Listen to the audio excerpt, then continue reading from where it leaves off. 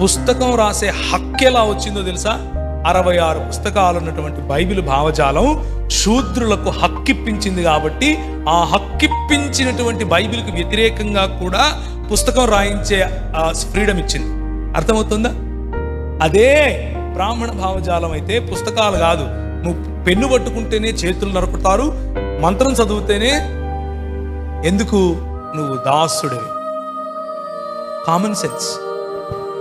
పుస్తకంలో కరుణాకర్ సుగుణ్ గారు లేవనెత్తిన కొన్ని విషయాల్ని విశ్లేషించడానికి ప్రయత్నం చేద్దాం. అందులో మొదటిది ప్రవీణ్ బ్రదర్ రెస్పాండ్ అవుతారు.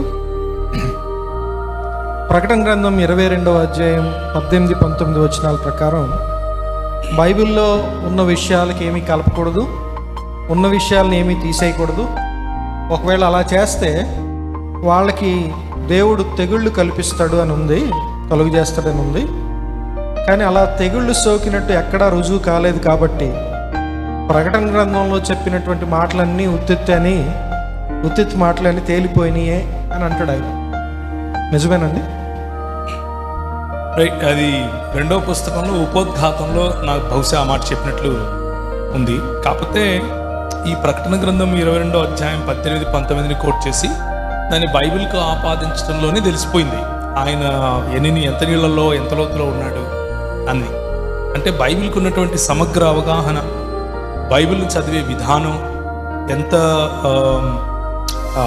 ఎంత అపరిపక్వంగా, ఎంత చైల్డిష్గా, ఎంత సండే స్కూల్ మరియు లోపభూయిష్టమైన స్థాయిలో ఆయన దాన్ని అర్థం చేసుకున్నాడు అన్నది ఈ మొదటి ప్రశ్నలోనే అర్థమైపోతుంది.